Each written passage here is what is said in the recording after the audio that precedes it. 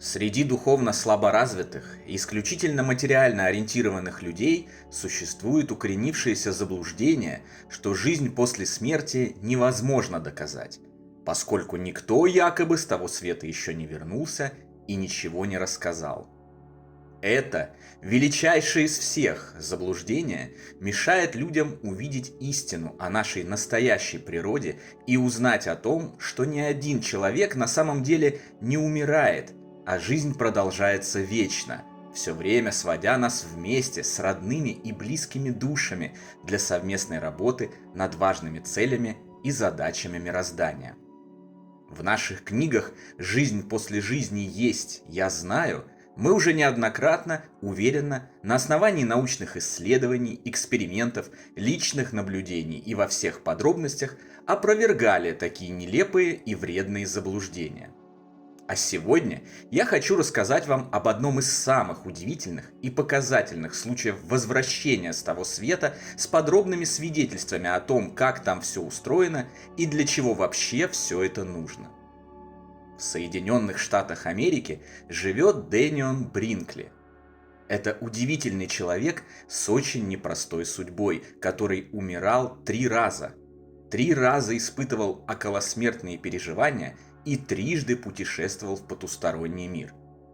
Вместе со своими друзьями, доктором Реймондом Моуди и доктором Элизабет Кюблер-Росс, он немало сделал для популяризации знаний о жизни после жизни и помог огромному количеству умирающих людей избавиться от страха смерти и обрести покой на пороге перехода в вечную жизнь.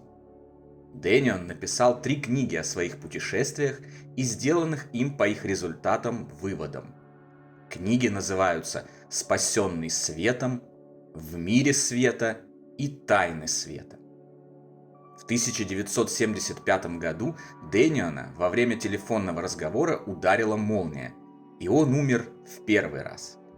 Его ОСП, как это всегда и бывает в подобных случаях, по своей структуре было очень похоже на ОСП, испытываемый другими людьми, но имело ряд углублений, не противоречащих общей модели, но дающих более подробное понимание потустороннего мира и нашей связи с ним. После удара молнии Дэнион вышел из своего физического тела, испытывал чувство полного удовлетворения и комфорта, наблюдал за попытками своих близких спасти его со стороны, прошел через темный туннель, обозревал 7D фильм о своей жизни, проживал заново все свои поступки, хорошие и плохие, осознавал их влияние на других людей и выносил себе приговор. Напомню, в те времена ОСП еще не исследовались, информации о них почти не было. Книга Реймонда Моуди «Жизнь после жизни», с которой начались масштабные исследования этого феномена, еще не вышла. Интернета не существовало. И все же модель ОСП Дэниона была такой же, как и во все времена у других людей, независимо от пола, возраста, происхождения, вероисповедания, места их проживания и прочих отличий.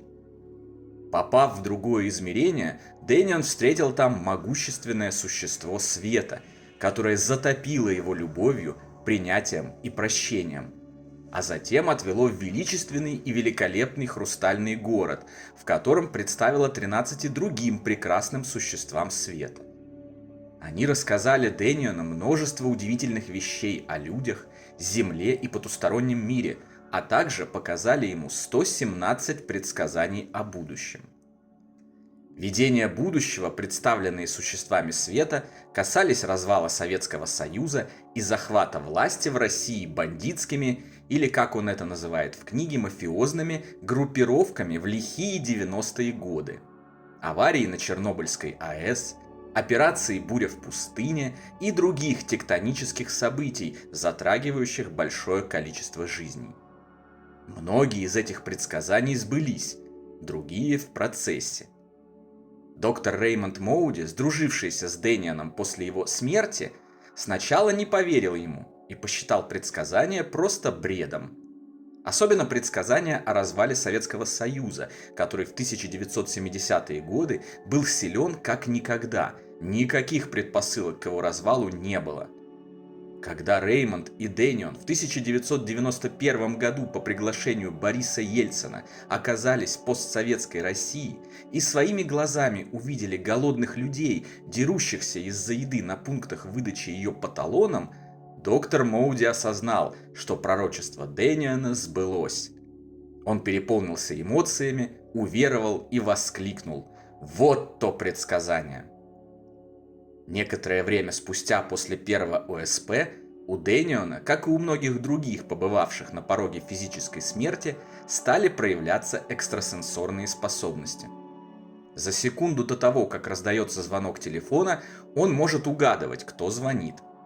Он может делать регулярные выигрышные ставки на тотализаторе, потому что знает, какая команда победит. Он читает мысли других людей и считывает произошедшие с ними события, просто прикоснувшись к ним рукой. В 1982 году Дэнион временно умер во второй раз. Не выдержало сильно поврежденное молнией сердце. И вновь он отправился в потусторонний мир, продолжая углублять свои знания о том, что предстоит каждому из нас, когда наши физические костюмчики будут изношены и откажутся продолжать функционировать. Вернувшись с новыми знаниями, он поспешил применить их на благо других людей. В 1997 году в мозгу Дэниона разорвалась аневризма, и он отправился на тот свет в третий раз. В ходе этого путешествия он сделал уже известное нам и не столь приятное открытие о существовании разных уровней в потустороннем мире, бытие на которых напрямую зависит от внутреннего багажа человека, который он скопил за свою жизнь. Дэнион увидел не самые приятные духовные сферы, о которых я рассказывал в видео «Как все устроено на том свете. Низшие сферы». В этих сферах бездуховные люди мучились, не осознавая, что они уже умерли. Эти люди не были наказаны кем-то, они наказывали себя сами, не понимая законов и правил потустороннего мира. После физической смерти они попали в мир собственных мыслей, а поскольку мысли на протяжении всей жизни не содержали ничего доброго и духовного, а сердца их не были наполнены любовью, их посмертное существование оказалось незавидным. Они пребывали во мраке, тумане и холоде, раздираемые печалью и земными привычками, склонностями и зависимостями, которые невозможно удовлетворить в другом измерении. В своей третьей книге «Тайны света», написанной через 30 лет после первой смерти, Дэнион делает окончательные выводы о потустороннем мире, существах, обитающих там, о физическом мире и о нас, о наших целях и задачах, с которыми мы приходим на Землю. Он приводит эти выводы в виде 7 истин о жизни и смерти, которые очень согласуются с теми выводами, которые сделал я и многие другие люди, испытавшие духовный разворот в результате ОСП, потери близкого человека или других жизненно важных событий. Вот они.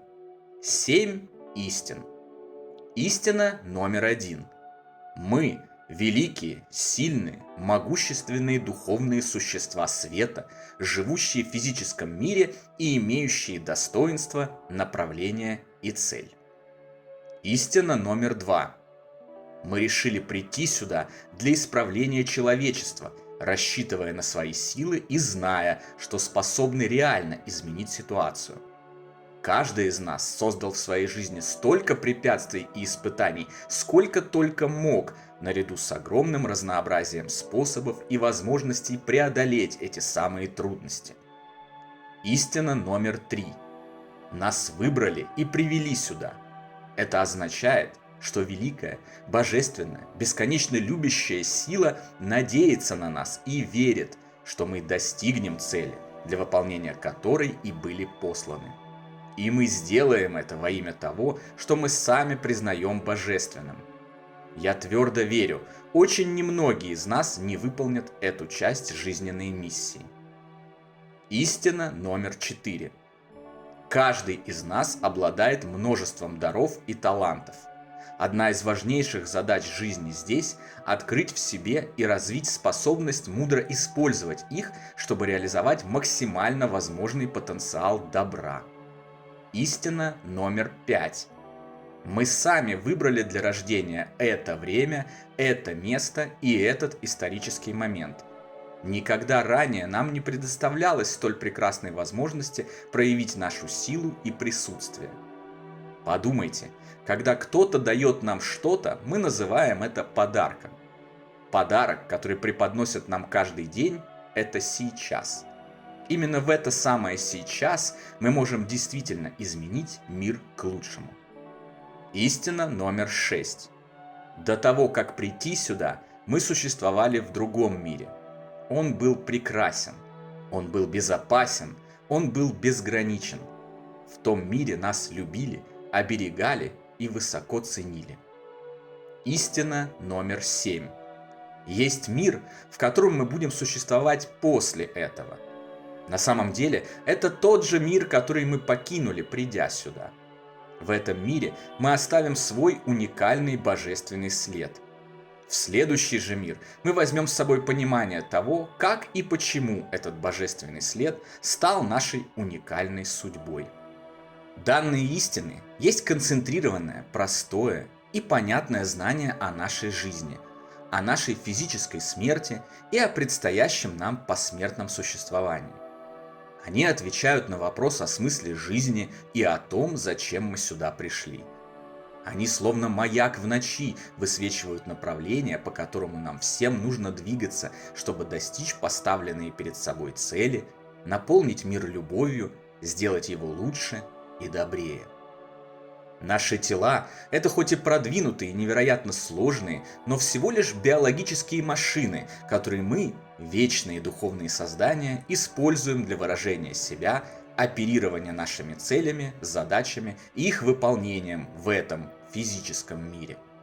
Наши проблемы, трудности, испытания, боль и страдания – это наш добровольный выбор, сделанный совместно с нашими родными и близкими душами и принятый ради обретения бесценного опыта и знаний, необходимых на пути бесконечного развития к лучшему.